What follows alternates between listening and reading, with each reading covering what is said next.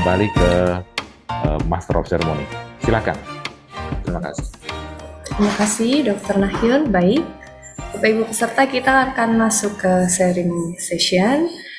Kita perlu bersama-sama tahu terlebih dahulu tujuan diadakan sharing session ini supaya kita bersama-sama berdiskusi, tapi juga mendengar langsung pengalaman dari penyintas atau life experience experts yang sudah melewati masa-masa berjuang dengan kondisi mentalnya, sehingga diharapkan peserta menyimak dan kemudian nanti merespon.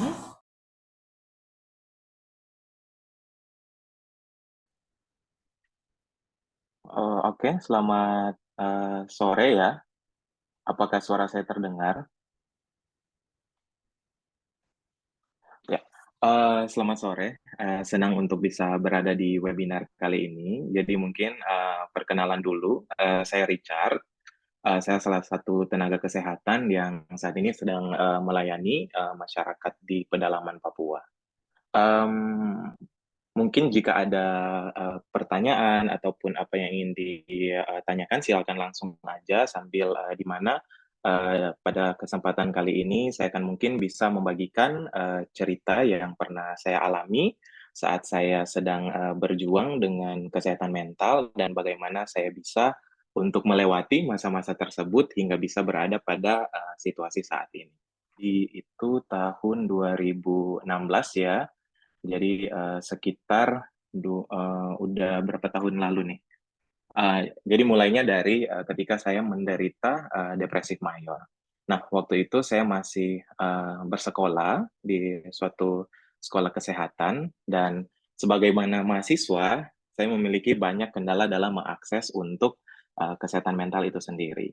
Nah, mmm, dalam perjalanan saya untuk menangani masalah yang saya hadapi, mungkin pertama adalah tentang self stigma ya. Jadi waktu itu ketika saya sedang mengalami, sebenarnya saya sudah mengetahui bahwa oh sepertinya ini udah mengarah ke ada masalah ke depresif mayor. Karena sebagai tenaga kesehatan kita mempelajari gejala-gejala apa nih yang sebagai tanda atau gejala penyakit depresif mayor, gangguan depresif mayor ya. Nah, saat itu sudah 3 hari saya di rumah, kemudian saya tidak makan, saya tidak minum, dan berat badan saya waktu itu menurun drastis. Dalam 3 hari itu bisa turun sampai 5 kilo karena sudah ada gangguan tidur juga. Jadi waktu itu sangat masa-masa yang paling berat dalam kehidupan saya dan bahkan ada ide-ide misalkan untuk bunuh diri dan sebagainya. Nah, yang menurut saya menguntungkan saat itu adalah karena saya telah memiliki informasi ini dari apa yang saya pelajari di sekolah ya. Jadi saya tahu bahwa ada sesuatu yang salah dengan diri saya dan saya harus mencari pertolongan. Nah, setelah itu saya menghadapi beberapa kendala. Pertama satu, dari sisi stigma sosial bahwa, oh gimana nih kalau teman-teman saya tahu misalkan saya harus mencari konsultasi kepada psikiater waktu itu. Dan kedua dari sisi finansial, karena kita tahu bersama bahwa saya tidak bisa menggunakan BPJS karena pertama satu, penggunaan BPJS sebenarnya mengekspos keberadaan pasien-pasien ya yang mengalami gangguan mental kepada suatu layanan dan itu memperberat mereka untuk misalkan harus ke puskesmas dulu kemudian mengambil rujukan. Nah, jadi memang ada masalah di situ di mana akhirnya saya memilih bahwa oh mending saya langsung ke psikiaternya. Nah, karena saya masih mahasiswa saat itu, jadi otomatis saya memiliki kekhawatiran mengenai keuangan secara pribadi. Apakah saya bisa mampu untuk membayar nanti layanan yang akan saya terima? Jadi memang dari sisi pribadi saat itu tuh bukan cuma tentang stigma sosial, tapi ada juga masalah dari sisi finansial pribadi. Jadi kumpul-kumpul jajan dengan harapan bahwa semoga cukup gini karena masih mahasiswa waktu itu. Nah, pergilah ke layanan dan di situ saat itu saya belajar bahwa uh, gangguan depresif mayor yang saya hadapi ini bukan cuma hanya uh, apa ya semacam temporer gitu ya, bahwa ini sebenarnya bukan temporer, sebenarnya hanya puncak dari gunung es yang harus dibuka ke atas meja, dan di mana saya dan psikiater membahas hal-hal yang eee, berkaitan dengan masalah-masalah mental tersebut. Nah, dalam perjalanannya, setelah saya lulus, saya masih struggle dengan kesehatan mental. Waktu itu sudah bukan depresif mayor, tapi seperti masih ada gejala-gejala sisa. Misalkan contoh, siklus tidur saya tidak beraturan, kemudian saya sering banyak pikiran ya, ruminating ya, jadi memikirkan suatu hal secara terus-menerus, ada juga self blame, menyalahkan diri sendiri dan lain-lain, dan itu tuh lumayan lama. Jadi ada sekitar 1 tahun setelah saya mulai melakukan konsultasi dengan psikiater waktu itu, ada 1 tahun saya masih bergelut dengan gejala-gejala yang ada. Nah, cuma yang mungkin menjadi salah satu kekuatan yang atau motivasi yang selalu saya pegang saat itu adalah bahwa saya tidak boleh mempercayai pikiran saya seutuhnya gitu. Jadi saya harus belajar untuk memisahkan bahwa saya memiliki pikiran seperti ini. Karena di dalam momen-momen itu sebenarnya pikiran kita tuh kayak tidak stabil ya. Jadi di masa-masa ada kayak, "Oh, saya ini udah selesai seharusnya, jadi ya udah saya tinggalkan lagi." Tapi ternyata setelah beberapa bulan kemudian, masalahnya muncul lagi, kemudian saya harus kembali lagi untuk mencari konsultasi dan sebagainya. Jadi Eee jadi, yang kebanyakan terjadi untuk dari segi akses, itu pertama dari sisi self stigma, kemudian setelah dari stigma sendiri dan juga sosial, itu saya menghadapi dari sisi finansialnya. Dan dengan kunjungan yang harus, berkala ya waktu itu butuh memang perencanaan keuangan ya pribadi yang matang sebenarnya. Jadi harus ada budget-budget yang kita siapkan sehingga kita bisa mendapatkan akses. Nah, setelah kedua akses tersebut telah saya bisa conquer ya.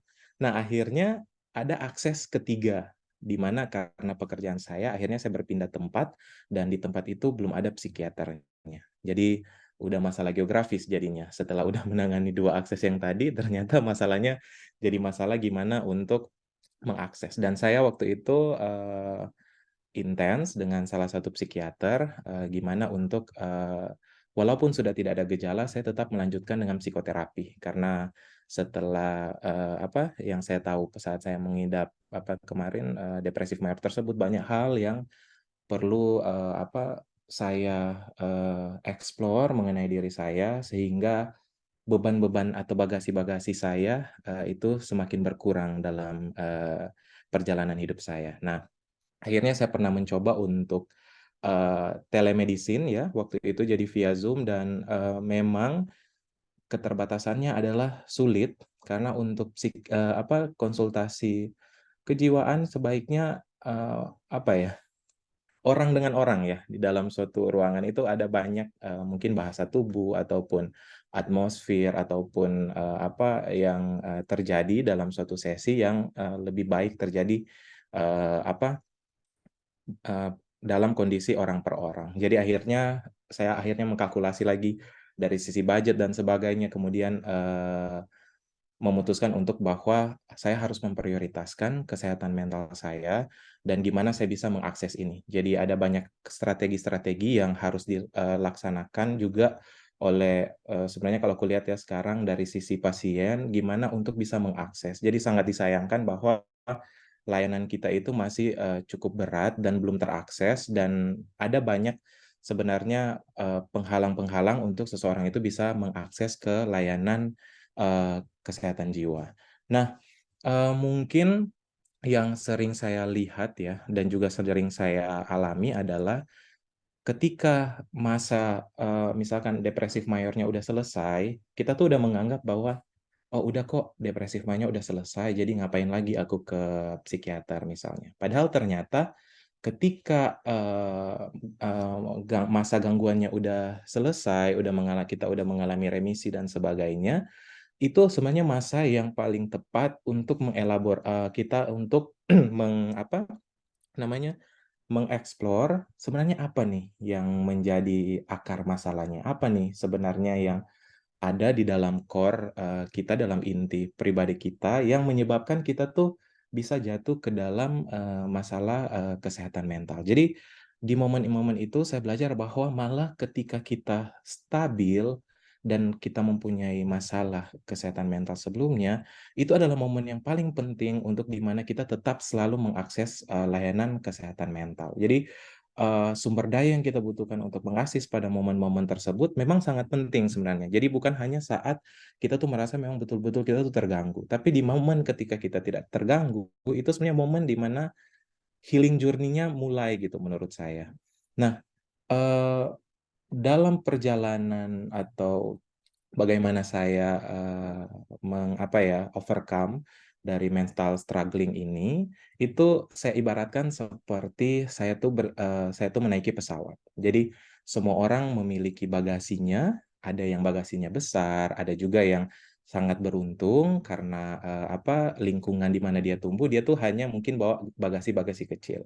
Nah, mungkin saya, seseorang yang membawa bagasi besar tersebut dan dengan mengakses layanan kesehatan mental, akhirnya bagasi-bagasi saya itu bisa saya lepas pelan-pelan, sehingga perjalanan saya lebih menyenangkan. Ya, mungkin masih banyak hal yang perlu saya explore ya, dalam perjalanan ini, tapi setidaknya, mungkin kata bahagia itu terlalu besar, tapi saya merasa bahwa hidup itu lebih bermakna, kemudian lebih dapat,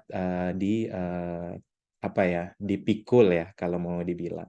Nah, memang kalau saya lihat juga ya, untuk dari segi aksesnya sendiri, itu harus ada kesiapan dari saya pribadi. Jadi waktu itu memang saya membuat komitmen bahwa saya nggak mau berlama-lama dalam situasi seperti ini, apapun yang diperlukan itu harus, saya lakukan dan saya harus korbankan.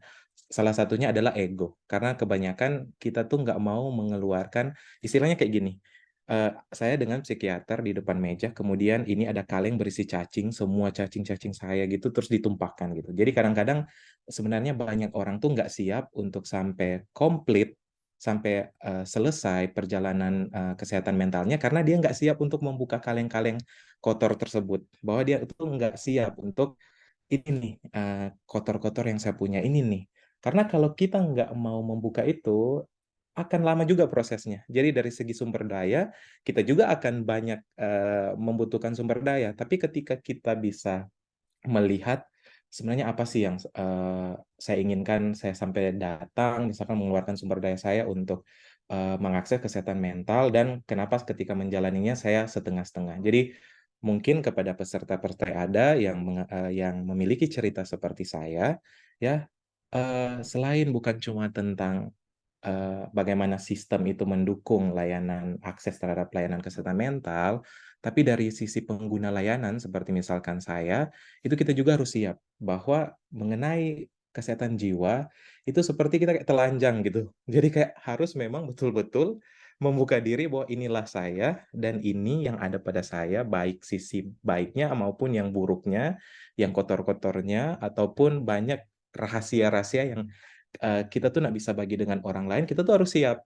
Karena kalau tidak, sama aja, kita tetap akan struggling terus, kita akan tetap membawa bagasi yang sama. Tapi berdasarkan apa yang, saya alami, ini juga bisa menjadi harapan ya buat, teman-teman sekalian bahwa yang memperpanjang prosesnya itu tuh kita kadang-kadang, ada porsi kita di situ sebagai pengguna layanan, yang memperpanjang prosesnya sehingga, perjalanan, penyembuhannya jadi lebih panjang. Nah, ketika saya membuka, diri saya siap nih untuk telanjang nih, dilihat apa saja yang perlu diperbaiki, apa perlu yang dieksplor, nah itu prosesnya jadi lebih pendek dan, puji Tuhan saat ini saya senang bahwa, kalau ibarat yang pesawat tadi ya, saya sekarang mungkin tinggal membawa carry on ya, tinggal membawa bagasi kabin aja. Jadi, mungkin itu yang bisa saya bagikan dan saya harapkan bahwa cerita saya bisa juga menjadi, bisa diambil, sari-sarinya dan dapat memberikan gambaran bahwa, kita tidak sendiri dalam perjalanan-perjalanan hidup, ada bantuan-bantuan di luar sana, tapi juga ada sisi dari kita, ada komponen kita yang berperan di dalamnya dan kita harus siap. Kalau enggak, kita akan lama-lama dan mungkin saya rasa bahwa eh, semua orang tidak mau lama-lama berada dalam suatu situasi yang tidak menyenangkan ya. Dr. Richard, terima kasih atas gambaran dari perspektif seorang pasien dengan mental health sudah dokter berikan. Yang menjadi pertanyaan saya, bagaimana gambaran yang diinginkan pasien terhadap profesional mental health sehingga pasien lebih ringan untuk membuka luka atau hal-hal yang dianggap memalukan diceritakan, bisa diceritakan lebih nyaman. Nah, ini menarik sekali pertanyaannya. Silakan. Oke, terima kasih untuk pertanyaannya. Ini menarik ya, karena ada satu komponen yang menurutku itu sangat berpengaruh dalam bagaimana kita tuh nyaman bisa bercerita dengan terapis kita. Itu personality juga sebenarnya. Jadi ada komponen personality yang bermain di situ. Jadi pasiennya personality-nya apa, kemudian psikiaternya itu personality-nya seperti apa. Jadi memang waktu saya pertama kali memulai akses, itu tuh ada hambatan pertama yang membuat saya tidak nyaman bercerita, misalkan psikiaternya dosen saya. Jadi secara psikis saya tuh akan membangun tembok gitu, bahwa saya ingin terlihat baik di depan dosen saya. Jadi saya tidak mau nih hal-hal yang saya rasa rahasia-rahasia atau apapun yang buruk yang ada dalam diri saya itu mau diceritakan. Jadi kita tuh harus aware mengenai hal-hal tersebut. Jadi kalau memang terutama mungkin seorang psikiater yang konsultasikan oleh mahasiswanya, itu bisa jadi salah satu hambatan sebenarnya. Apakah dia tidak terbuka dengan saya karena kita ada punya hubungan di mana orang itu ingin memberikan gambaran yang baik. Nah, kemudian selanjutnya yang saya lihat adalah dari sisi personality. Jadi personality saya match kayak dating begitu sebenarnya. Orang ini cocok dengan kita atau tidak. Jadi memang ini menjadi salah satu bagaimana kita membuat jejaring sebenarnya ya. Dan ini sangat sulit karena kuantitas dari atau jumlah dari psikiater yang tersebar di Indonesia sangat sedikit dan pasien untuk bisa memilih kayak oh ini kayaknya yang cocok dengan saya atau tidak. Karena setelah kasus saya, ada beberapa teman-teman juga yang sering menanyakan, dan saya waktu itu ditanya mana nih yang cocok, dan saya bilang psikiater yang terbaik atau terapis yang terbaik adalah seseorang yang cocok dengan kita.